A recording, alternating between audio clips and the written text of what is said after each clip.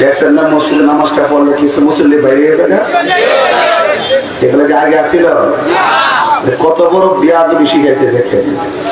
রমজান মাস যত নামাজ পড়বে তত সওয়াব বেশি, আর পাবলিককে 8 টাকা পড়ায় বার করে দিচ্ছে। নামাজের নিয়ম পাল্টাচ্ছে, সামনে দিয়ে ছুটছে, একটা তামাশা শুরু হয়েছে। হাদিসে তো অনেক কিছু আছে, সবকিছু থাকার ভিত্তি তো ইমাম সাহেবরা সাহাবায়ে কেরামদের ইজতিহাদের মাধ্যমে। ইমাম বুখারী হইতে পারবা, মরণের চিন্তা করেন।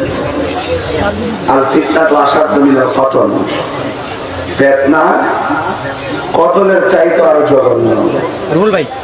ফিতনা লাগানো, ফিতনা তো খারাপ জিনিস। এখন শেষ জামানা চলতেছে, আবার ফিতনাও চলতেছে।